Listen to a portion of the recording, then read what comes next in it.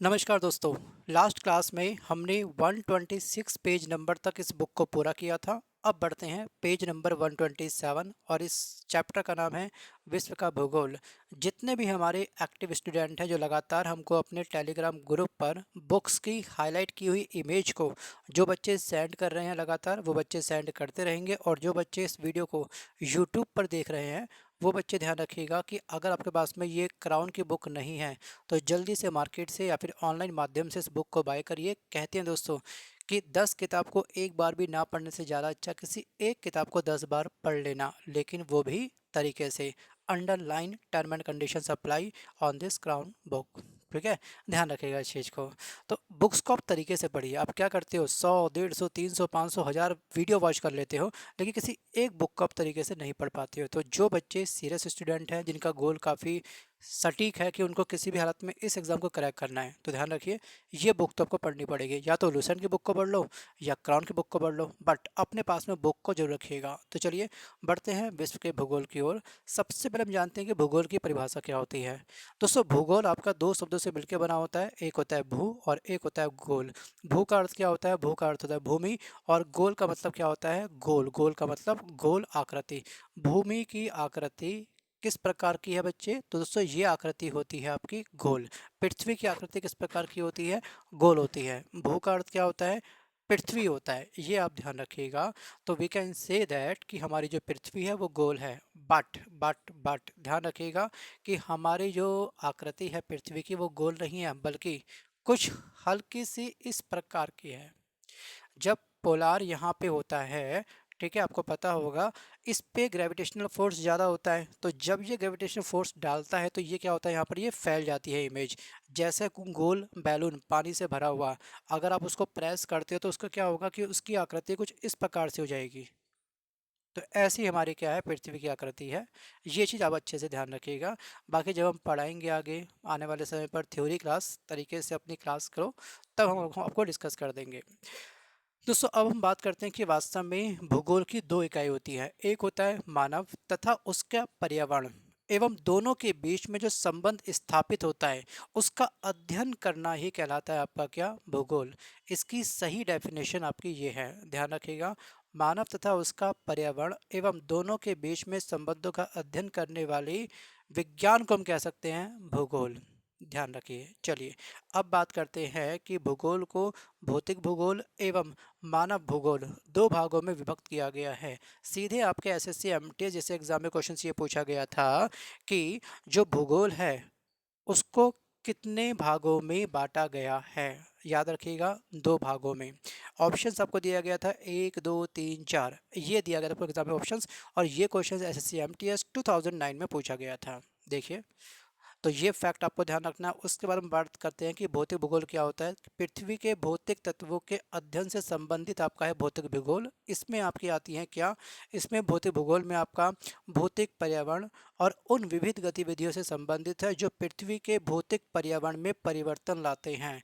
ठीक है, जो इन्वायरमेंट से संबंधित होता है वो होता है भौतिक भूगोल। और दूसरी ओर जो मानव भूगोल होता है, ये मानव से संबंधित जितनी भी घटनाएं होती हैं उस पर आधारित है आपका मानव भूगोल। अब दोस्तों हम बात करते हैं यहाँ पर पहला पॉइंट आपका सीधा आएगा ब्रह्मांड। ब्रह्मांड को आप समझने का प्रयास करिएगा। ब्रह्मांड के वैज्ञानिक अध्ययन को हम क्या बोलते हैं, इसको हम बोलते हैं कॉस्मोलॉजी। क्या कहते हैं, कॉस्मोलॉजी। और ब्रह्मांड शब्द का पहली बार जो प्रयोग हुआ था वो हुआ था 1730 में, जो इस बुक में नहीं दिया गया है, बट आपको यहीं पर साइड में कहीं ना कहीं स्टार मार करके छोटे से फॉन्ट में आपको लिख लेना है। पहली बार इस शब्द का प्रयोग 1730 में एक जर्मन दार्शनिक है, इनका नाम है क्या, क्रिश्चियन वॉल्फ। इन्होंने पहली बार ब्रह्मांड शब्द का ओरिजिन किया या फिर इस शब्द का प्रयोग किया। आगे हम दोस्तों बात करते हैं यहाँ पर कि ब्रह्मांड में क्या होते हैं। ब्रह्मांड में आपके तारे होते हैं, आकाशगंगा होती है, ग्रहों, उपग्रह, उल्कापिंड आदि को शामिल किया जाता है। ब्रह्मांड में कौन कौन से तत्व निहित हैं, तो ब्रह्मांड में आपके स्टार भी आएंगे, आकाशगंगा भी आएंगे, ग्रह भी आएंगे, उपग्रह भी आएंगे, उल्कापिंड आदि को इसमें शामिल किया जाता है। अगला दोस्तों पॉइंट आपको ध्यान रखना है कि ब्रह्मांड की उत्पत्ति किस प्रकार की हुई है। तो ब्रह्मांड की उत्पत्ति को लेकर के टोटल 3 सिद्धांत दिए गए हैं। वैसे अलग अलग सिद्धांत बहुत सारे लोगों ने दिए थे, कुछ ने कहा बिग बैंग सिद्धांत आधारित है, ब्रह्मांड से संबंधित। ठीक है, अगर हम बात करेंगे यहाँ पे 3 नियम कौन कौन से हैं। पहला आपका है सतत सृष्टि सिद्धांत, इसका प्रतिपादन किसने किया था, बस आपको उनका नाम ध्यान रखना है, थॉमस वॉल्फ एवं हरमन बॉडी। और एक आपका है दोलन सिद्धांत, जिसको बोलते हैं संकोचन विमोचन सिद्धांत, इसका प्रतिपादन बस आपको साइंटिस्ट का नाम ध्यान रखना है। ठीक है, वैज्ञानिक का नाम ध्यान रखना है, इनका नाम है डॉक्टर एलन संडेज। तीसरा दोस्तों आपका महाविस्फोट सिद्धांत, ये मोस्ट टाइम पे है दोस्तों, इसका प्रतिपादन किया था एब जॉर्ज लैमेत्रे ने। किसने, एब जॉर्ज लैमेत्रे ने इसका प्रतिपादन किया था। और दोस्तों आपको ध्यान रखना है कि इनका संबंध कहाँ से है दोस्तों, तो इनका संबंध है आपका अमेरिका से। कहाँ से, अमेरिका से। चलिए अब बढ़ते हैं अगले पॉइंट पर। अगला पॉइंट हमारे सामने ये रहा, महाविस्फोटक सिद्धांत को हमको अच्छे से पढ़ लेना है कि महाविस्फोटक सिद्धांत बिग बैंग थ्योरी के आधार पर यह कहा गया कि ब्रह्मांड की जो उत्पत्ति हुई थी एक बहुत बड़े विस्फोट के माध्यम से हुई थी। बट कुछ लोगों का दोस्तों मानना यह है कि विस्फोट, महाविस्फोट, विस्फोट एक नेगेटिव टर्म है। ठीक है, अगर कोई भी विस्फोट होगा तो उत्पत्ति नहीं बल्कि तबाही होगी, तो ऐसा पॉसिबल कैसे है।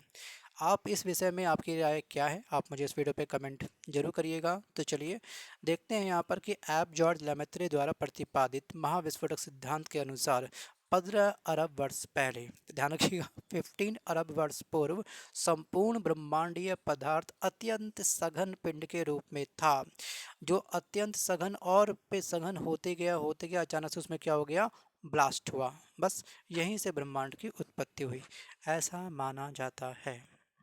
ध्यान रखिएगा कि बिग बैंग थ्योरी किसने दी थी, एब जॉर्ज लेमेत्रे के द्वारा इसका प्रतिपादन किया गया था। ये पॉइंट आपको अच्छे से ध्यान रखना है। और अगर हम इसके अलावा आपको एक चीज़ और ध्यान रखनी है, शायद उनका नाम इस बुक में नहीं दिया होगा, हाँ शायद नहीं दिया आपको दोस्तों, यहाँ पे ना एक व्यक्ति और ऐड करना है, वो आपका टॉलमी। ठीक है, क्लॉडियस टॉलमी, ये मिस्र यूनानी खगोल शास्त्री थे। क्लॉडियस टॉलमी ने सबसे पहले ब्रह्मांड का नियमित अध्ययन किया। ठीक है, 140 ईस्वी में भूकेंद्रीय सिद्धांत का इन्होंने प्रतिपादन किया। उन्होंने क्या करा कि जो हमारा भू केंद्रीय सिद्धांत है, इसका प्रतिपादन किसने किया था, एग्जाम में सीधे क्वेश्चन ये भी पूछा गया है, आप स्टार मार करके इस नाम को भी ऐड कर लीजिएगा। इनका नाम है टॉलमी। ठीक है, इनका नाम क्लॉडियस टॉलमी इनका पूरा नाम है, बट एग्जाम में आपको मैक्सिमम टॉलमी ही देता है। ठीक है, यही आपसे पूछेगा। आगे हम बात करते हैं थोड़ा सा और बढ़ते हैं, थोड़ा सा देखते हैं यहाँ पर। हाँ, ये आपको पढ़ लेना कि लाल दानव क्या होता है, थोड़ा सा पढ़िएगा। ये मृत्यु उन्मुख तारे होते हैं, जब किसी तारे में हाइड्रोजन डिक्रीज होता है, भाई तारे में हाइड्रोजन की मात्रा सबसे अधिक होती है, जब वही क्वांटिटी उसकी कम हो जाएगी तो क्या होगा, उनमें ललिमा दिखने लगती है, इसलिए इन्हें हम क्या बोलते हैं, इनको बोलते हैं रेड जॉइंट। ठीक है, रेड जियांट्स कहते हैं इसको हम लोग। अगला दोस्तों तारा आपका है वामन तारा, ड्वार्फ स्टार, जिन तारों का प्रकाश सूर्य के प्रकाश से थोड़ा कम होता है उसे हम बोलते हैं क्या, वामन तारा। अगला आपका क्या है, binary star, this is called युग्म तारे। ध्यान रखिएगा, बाइनरी स्टार्स युग्म तारे, गुरुत्वाकर्षण से आपस में बंधे तारे, जिनमें एक तारा सामान्यतः दूसरे की अपेक्षा मंद होता है, इसे बोलते हैं क्या हम लोग, इसे बोलते हैं युग्म तारे। नेक्स्ट पॉइंट आपका है नोवा तारा, बस पढ़ लीजिएगा, जब आपके एग्जाम में ऑप्शंस आएगा तो आप सही टिक मार के आएंगे, पक्का यकीन है मुझको, बट तरीके से थोड़ा सा इस बुक को भी कर लीजिएगा आप लोग अंडरलाइन। नोवा, कभी कभी एक धुंधला तारा अत्यधिक चमक के साथ अचानक दिखाई देता है और बाद में अपने मूल स्तर पर वापस मंद पड़ जाता है, तो इस प्रकार का जो स्टार होता है वो कहलाता है आपका नोवा तारा। आंखों को बंद करिए, थोड़ा सा इमेजिन करिए, इस प्रकार की स्टार देखिए चमकता हुआ अचानक से धुंधला, पहली पोजीशंस में आने वाला, फिर आप थोड़ा सा फील करिए इसको। ठीक है, युग्म तारा क्या होता है, वामन तारे को और लाल दानव तारे को। भाई आंखें बंद करने बैठे बैठे कर लो, थोड़ा सा ट्राई करो। चलो अब बात करते हैं आकाश गंगा के बारे में। दोस्तों आकाश गंगा की अगर हम बात करेंगे डेफिनेशन के बारे में, दोस्तों ये तारे, धूल कण और गैसों का एक विशाल समूह होता है। सिंपल सा ध्यान रखिएगा, क्या होता है, ये जो आपकी आकाश गंगा होती है, ये आपके तारे, धूल कण और गैसेस का क्या होता है, एक विशाल बंच होता है, एक समूह होता है, जिसे हम कहते हैं आकाश गंगा। अब यहाँ पे आपको ध्यान रखना है कि आकाश गंगा कितने प्रकार की होती हैं, तो ये 3 प्रकार की होती हैं। एक होती है आपकी सर्पिल या फिर स्पाइरल आकाश गंगा, दीर्घवृत्ताकार और अव्यवस्थित मतलब इरेगुलर आकाश गंगा। दोस्तों यहाँ पर आपको एक चीज़ और ध्यान रखनी है थोड़ा सा, अगर अपन निहारिका के बारे में शायद इसमें जिक्र नहीं किया गया है, चलिए हाँ किया गया लास्ट में बाद में डिस्कस करेंगे। तो एग्जाम के पॉइंट ऑफ व्यू से आपको ध्यान रखना सिंपल कि आकाशगंगा कितने प्रकार की होती है दोस्तों, तो ये 3 प्रकार की होती हैं। निम्न में से कौन सी आकाशगंगा का प्रकार नहीं है, ध्यान रखिएगा। एग्जाम में पूछा गया एसएससी सीजीएल में और रेलवे ग्रुप डी के एग्जाम में, और खास तौर पे दोस्तों एक आपका एएसएम का जो एग्जाम होता है ना, वहाँ पूछा गया था कि निम्न में से आकाशगंगा का कौन सा प्रकार नहीं है। अगर आपको तीनों के नाम ये याद है, सर्पिल, दीर्घवृत्ताकार, अव्यवस्थित, तो ये आप उसमें से ऑड, विषम, अलग, बिल्कुल अलग वाला चूज़ कर सकते हो। जो नहीं होगा उसे चूज़ कर सकते हो। तो इन तीनों को आपने अच्छे से याद कर लेना है, ठीक है। इन सबको आपने अच्छे से याद कर लेना है। अब बात करते हैं मंदाकिनी के बारे में। दोस्तों हमारी जो आकाशगंगा होती है वो मंदाकिनी की आकृति जैसे कि सर्पिलाकार है, और इसकी 3 भुजाएं होती हैं। ध्यान रखिएगा, इसकी 3 भुजाएं होती हैं। और यहाँ ना दोस्तों आपको एक चीज़ और ऐड करनी चाहिए थोड़ा सा, मैं शायद ये चीज़ रह गई है इसमें, शायद ही नहीं है, जस्ट मुझे अभी आया याद। दोस्तों अगर हम बात करेंगे मंदाकिनी में जो सौर परिवार, पृथ्वी, ग्रह एवं उपग्रह शामिल होते हैं, ये चीज़ आपको अच्छे से ध्यान रखनी है। मंदाकिनी, आकाशगंगा और ये मंदाकिनी यहाँ पर, हाँ ये रहा मंदाकिनी। पढ़ेंगे हम इसको थोड़ा सा, तब हम करेंगे इसको कवर। हाँ यहीं पे करेंगे बाद में, रुक जाओ। देखिए सूर्य इनमें से दूसरी भुजा पर स्थित है। ध्यान रखिएगा 3 भुजाएं होती हैं किसकी, यहाँ पर मंदाकिनी की। और जो हमारा सूर्य है वो क्या है, सेकंड भुजा पर स्थित है। और हमारी आकाशगंगा का व्यास 1 लाख प्रकाश वर्ष है। ध्यान रखिएगा, हमारी जो आकाशगंगा है इसका व्यास कितना है, 1 लाख प्रकाश वर्ष है। उसके बाद आपको ध्यान रखना है कि सूर्य जो केंद्र से लगभग 2/3 क्या है, बाहर की ओर खिसका हुआ है, ठीक है। 2/3 क्या है, बाहर की ओर खिसका हुआ है। और आकाशगंगा का एक चक्कर लगभग 2250 लाख वर्ष में लगाता है। आकाशगंगा का एक चक्कर लगभग 2250 लाख वर्षों में ये लगाता है, ये इसका टारगेट है। और सूर्य की आयु की गणना की जाए तो अब तक इसने लगभग 30 चक्र पूरे कर लिए हैं, ठीक है। 30 चक्र क्या कर लिए हैं, पूरे कर लिए हैं। उसके बाद दोस्तों आपको एक चीज़ और ध्यान रखनी है कि हमारी आकाशगंगा, यहाँ पर इसको मैं ऐड करना चाहूँ कर सकता हूँ, लेकिन नहीं करना चाहता मैं, इसको छोड़ दीजिए, रहने दीजिए। वैसे यहाँ पे दोस्तों ये वाला जो पॉइंट है ना, यही मैं कह रहा हूँ कि यहाँ पे हमारी जो आकाशगंगा के सबसे निकटवर्ती आकाशगंगा कौन सी है, उसका नाम क्या है दोस्तों, उसका नाम है आपका देवयानी। क्या है, देवयानी। और जो 20 लाख प्रकाश वर्ष क्या है, इसकी दूरी पर स्थित है। अब आपको एक चीज़ और ध्यान रखनी है कि एक प्रकाश वर्ष में कुल कितने किलोमीटर होते हैं। स्टार मारिए और लिखिए इस चीज़ को, एक प्रकाश वर्ष इक्वल टू में 9.46 मल्टीप्लाई 10⁻12 किलोमीटर।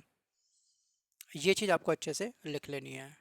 अब बात करते हैं निहारिका के बारे में, ठीक है। अब हम बात करते हैं थोड़ा सा निहारिका के बारे में। निहारिका होती क्या है, आकाशगंगा में स्थित निहारिका धूल, गैस के मेघ होते हैं, बादल होते हैं। यदि गैस उद्दीप्त होती है अथवा मेघ सीधे प्रतिबिंबित होते हैं अथवा अधिक दूरी की वस्तुओं से प्रकाश ढक जाता है, तब निहारिका हमको दिखाई देगा, तब निहारिका हमको दिखाई देगा। और दोस्तों ध्यान रखिएगा कि जो निहारिका है आपके लिए क्यों इम्पोर्टेंट है, क्योंकि निहारिका को बोलते हैं सौर मंडल का जनक। मोस्ट टाइम पे यही पॉइंट मुझको बताना था कि सौर मंडल का जनक किसे बोलते हैं, तो ये बोलते हैं निहारिका को। किसको बोलते हैं, निहारिका को। तो चलिए अब बात करते हैं अगले पॉइंट पर। अब बात करते हैं तारे के बारे में, स्टार क्या होता है, ठीक है। बात करते हैं तारे के बारे में।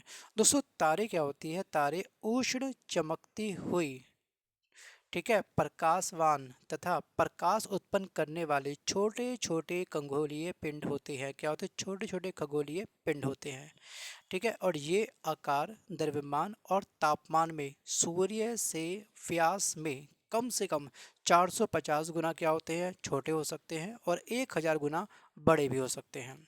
इनका द्रव्यमान सूर्य के द्रव्यमान से, ध्यान रखिएगा, तारों का द्रव्यमान सूर्य के द्रव्यमान से 1/20 से लेकर के 50 से ऊपर हो सकता है। और धरातल पर इसका तापमान 3000 डिग्री सेंटीग्रेड से लेकर के 50,000 डिग्री सेंटीग्रेड तक पाया जाता है। दोस्तों तारों का जो रंग होता है, कुछ तारे काफ़ी ब्राइट होते हैं, कुछ तारे काफ़ी डल होते हैं। आपने ध्यान से सुना होगा ना, बहुत चमकता हुआ तारा आपको आसमान में दिखाई देता है, कुछ आपको आसमान में तारे काफ़ी डल दिखाई देते हैं। ये सब डिपेंड करता है उस तारे के टेम्परेचर के ऊपर। ध्यान रखिएगा, जो तारा जितना चमकीला होता है, शाइनिंग वाला होता है, उसकी आयु उतनी कम होती है। तारों में पाए जाने वाली गैसों में हाइड्रोजन 71% होता है, हीलियम 26.5% होता है, अन्य तत्व जो होते हैं ये होते हैं 2.5%। ये आपको मात्राएं सभी ध्यान रखनी है, हाइड्रोजन कितना परसेंट है, हीलियम कितना परसेंट है, और अन्य तत्व 2.5% होते हैं। ठीक है, कोई दिक्कत तो नहीं है। चलो, अब ध्यान रखिएगा कि मैक्सिमम जो संख्या है तारे के अंदर वो होती है हाइड्रोजन की, और जैसे ही किसी तारे में हाइड्रोजन कम हो जाता है तो उसको क्या होता है, वो मृत्यु की स्थिति में तारा आ जाता है, वो फिलहाल डेड होने वाला क्या होता है, तारा बन जाता है। और डेड होने के बाद में भी इसके 3 फेज होते हैं, आगे हम डिस्कस करेंगे। दोस्तों, तारों में हाइड्रोजन का हीलियम में संलयन की प्रक्रिया पाई जाती है। जो तारों का ओरिजिन होता है हमेशा, ठीक है, ओरिजिन जो होता है इसका, वो हाइड्रोजन का हीलियम में संलयन की प्रक्रिया के द्वारा हाइड्रोजन आपका बनेगा, सॉरी तारा आपका बनेगा। अब यहाँ पे आपको ध्यान रखना है कि सुपरनोवा क्या है। 20 से अधिक, ध्यान रखिएगा, 20 से अधिक मैग्नीट्यूड वाले तारे को हम बोलते हैं सुपरनोवा। और एक होता है न्यूट्रॉन तारा। सुपरनोवा विस्फोट में बिखरे हुए न्यूट्रॉन युक्त तारीय पदार्थ न्यूट्रॉन तारा कहलाते हैं। ध्यान रखिएगा, जब इसके बाद में सेकंड फेज आपका आएगा न्यूट्रॉन तारा बनने का।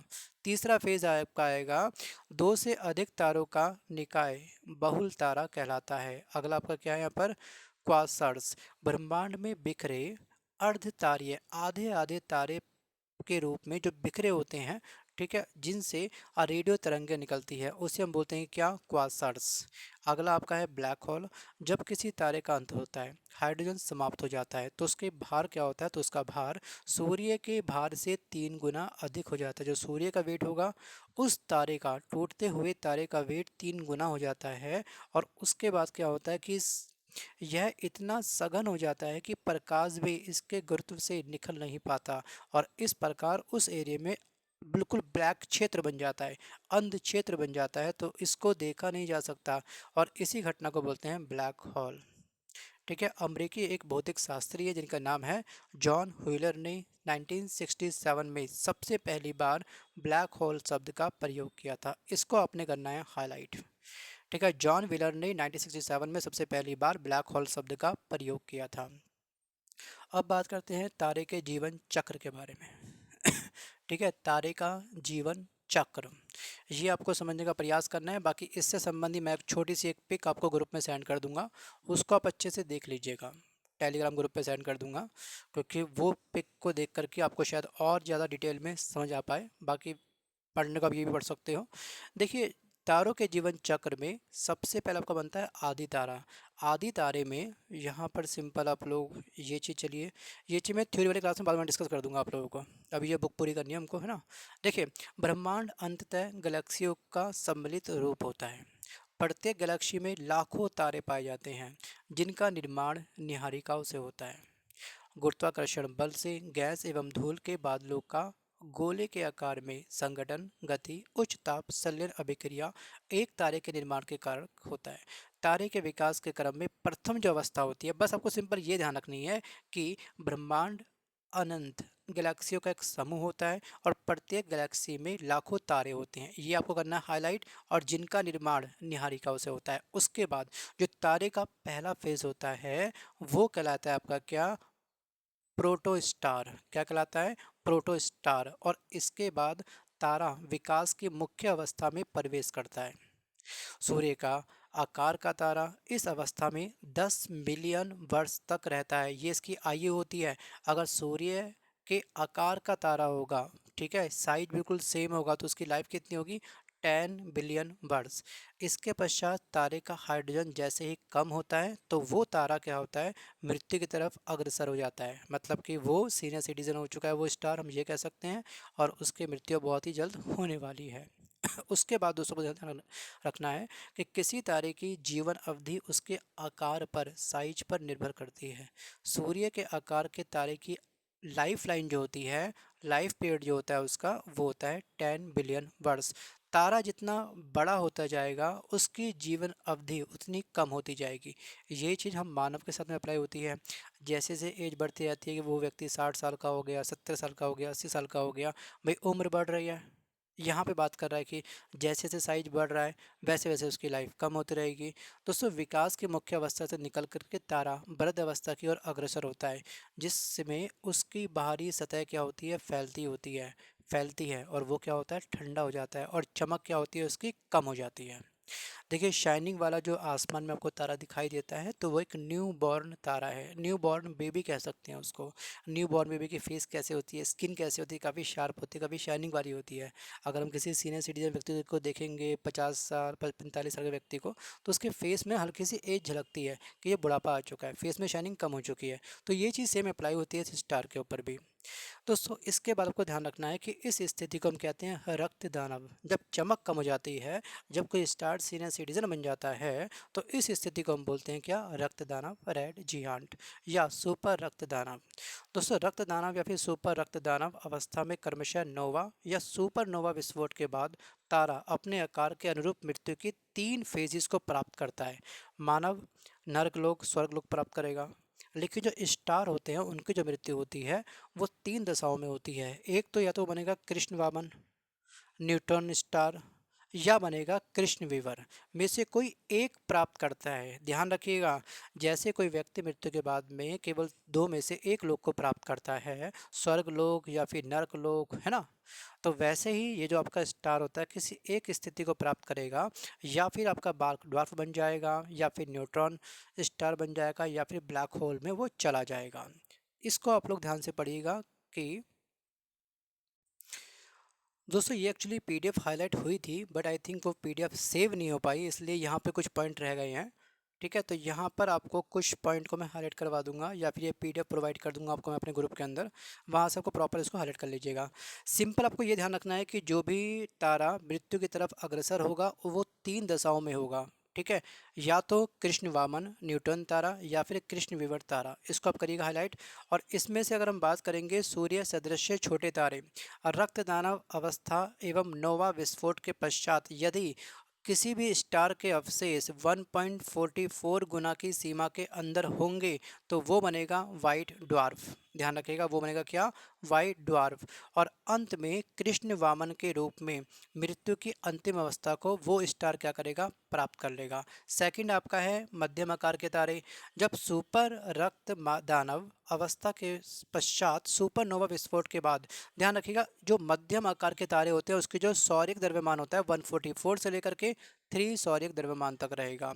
उसके बाद जो बड़े वाले होते हैं वो 3 से क्या होंगे, 3 द्रव्यमान से क्या होंगे, अधिक होंगे। ये आपको ध्यान रखना है। और इस स्थिति में वो स्टार बनेगा ब्लैक होल, उसकी जो दशा होगी वो होगी ब्लैक होल वाली।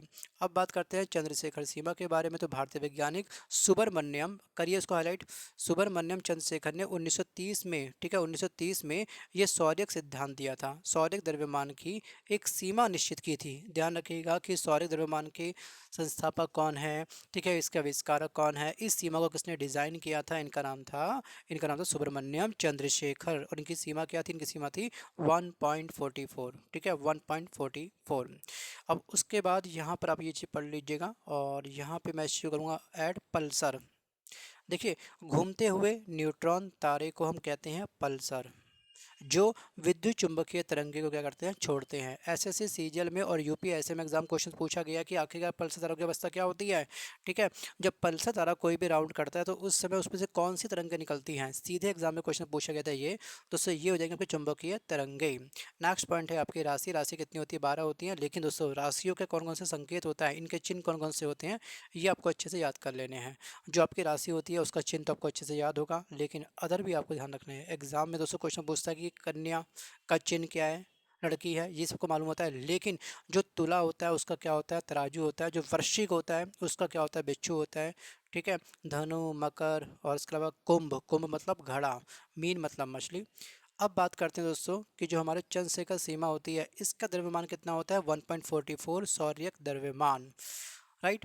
अब बात करते हैं तारामंडल। ध्यान से पढ़िए इस तारामंडल को ठीक है, तारामंडल इम्पॉर्टेंट है, ये आपको अच्छे से पढ़ना चाहिए। दोस्तों तारामंडल कई तारों का एक समूह होता है जिनकी एक विशेष आकृति होती है, जैसे सप्तऋषि तारामंडल। इसकी इमेज को आप गूगल करके जरूर देखिएगा, इसकी आकृति भालू से मिलती है। विभिन्न तारामंडल वर्ष के विभिन्न समयों पर दिखाई देते हैं, विभिन्न अलग अलग टाइमिंग पर दिखाई देते हैं। किसी तारामंडल का सर्वाधिक चमकदार नक्षत्र उल्का नक्षत्र, उससे कम चमकना बीटा होता है, उससे कम क्या होता है, गामा कहलाता है। और आपको एक चीज़ और ध्यान रखनी है कि इंटरनेशनल एस्ट्रोनॉमिकल यूनियन के अनुसार आकाश में कुल 88, ध्यान रखिएगा, 88 तारामंडल वर्तमान में है, और जिनमें से अधिकांश हमको दिखाई पड़ते हैं दक्षिणी गोलार्ध के अंदर। कहाँ पर? दक्षिणी गोलार्ध के अंदर। दोस्तों ये था एक छोटा सा वीडियो, हमने कवर किया पेज नंबर 130 तक को। तो ये पॉइंट आपको करने हैं हाईलाइट। अगले वीडियो में हम कवर करेंगे सौरमंडल चैप्टर को, तो उससे पहले पहले आप इस बुक को बाय कर लीजिएगा मार्केट से, ठीक है। कोई ये प्रमोशंस वीडियो नहीं है दोस्तों, ध्यान रखिएगा। पढ़ोगे तो तरीके से पढ़ो, अगर नहीं पढ़ना तो प्लीज़ मत पढ़िएगा, ठीक है। ये समाज को दिखाने का जो हम ड्रामा करते हैं कि हम लोग पढ़ रहे हैं, फॉर्म भर रखा है हमने, ये कहीं ना कहीं चीज़ें गलत हैं। अगर आप किसी भी गोल को प्राप्त करना चाहते हैं तो आपको सीरियसनेस अच्छी खासी दिखानी पड़ेगी। एक बुक लीजिए, तरीके से करिए हाईलाइट, और सीधे रिवीजन करना आपको बुक में से, बार बार ये वीडियो वॉच नहीं करना आपको, ध्यान रखिएगा। मैक्सिमम वीडियो आपको सुनना भी है, देखना भी, तो केवल 2 बार देखिए, इससे ऊपर बिल्कुल भी नहीं, ठीक है। वीडियो पसंद है तो वीडियो को लाइक करिएगा, नहीं पसंद है तो वीडियो को डिसलाइक कर दीजिएगा। बाकी भी कोई राय है तो आप मुझे इस वीडियो पे कमेंट कर सकते हैं। मिलता हूँ जल्द वीडियो के साथ, तब तक धन्यवाद, bye bye and take care.